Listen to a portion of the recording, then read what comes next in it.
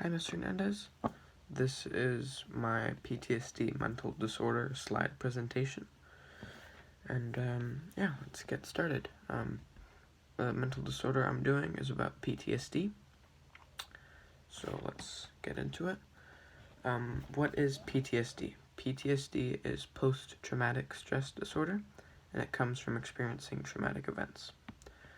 It was also known as shell shock during World War I and combat fatigue during World War II. Although it is typically associated with veterans, it is also known to happen in rape victims, natural disaster survivors, and anybody who's experienced a traumatic event.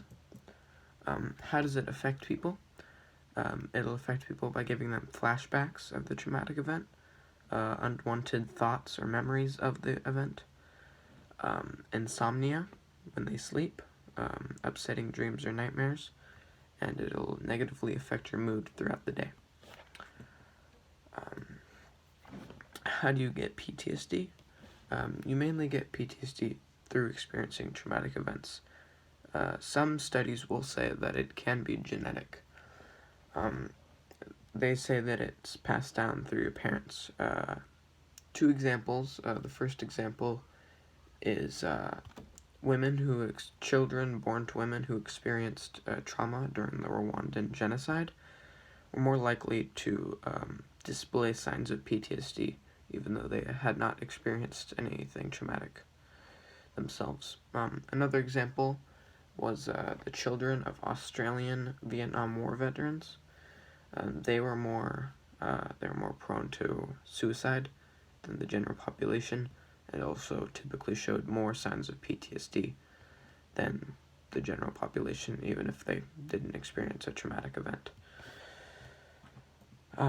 Who does it affect? Women and minorities are more likely to get PTSD than white males.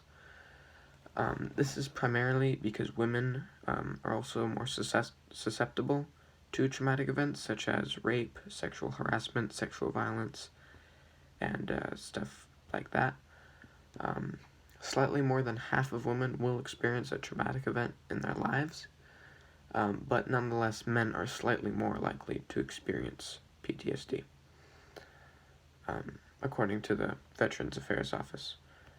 Women are twice as likely to develop PTSD from a traumatic event than men for multiple reasons.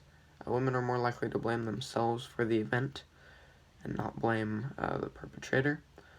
And because sexual violence is more likely to happen to women and it's more likely to cause trauma than other things.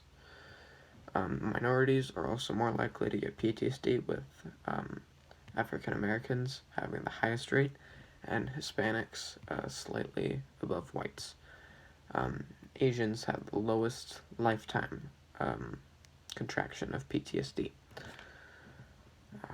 How common is it? 7 to 8% of adults have PTSD at some time, and 8 million adults have it during any given year. If you have these, if there's a high likelihood that you might experience it. About 10 out of every 100 women, so about 10% of women will have PTSD at some point in their lives, while only 4 out of every 100 men, 4%, will have it.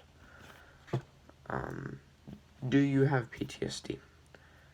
PTSD, the symptoms include upsetting dreams or nightmares, agitation, anxiety, depressed mood, social isolation, and emotional detachment. If you have a majority of these symptoms, you want to talk to a clinical psychologist or a psychiatrist.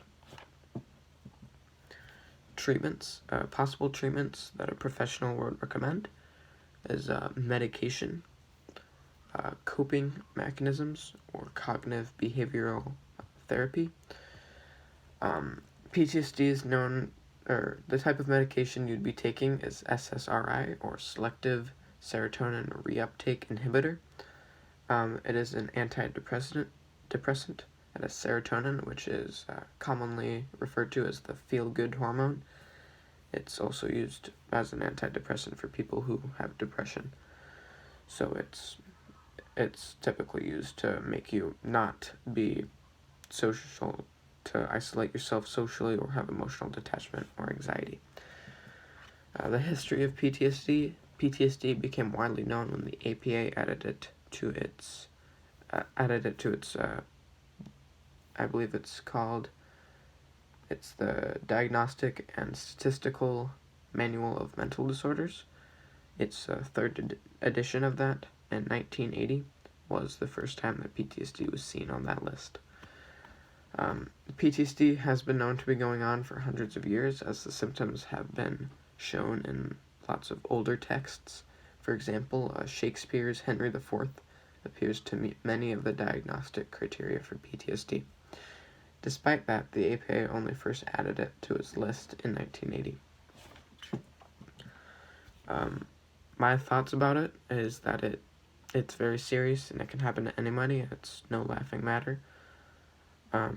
As my mother and my grandpa are both veterans but don't have PTSD as far as I know, what really hits home with me is the fact that not just combat veterans can experience it. I understand it when studies say that. It really makes a lot of sense that everybody would experience it. People who experience racism, natural disasters, rape victims. It's very apparent, and I feel that as the stigma around it is dissipating, it's becoming more evident to the general public that it can happen to anyone. So, thank you for listening, and I hope to see you, Ms. Hernandez, on Tuesday.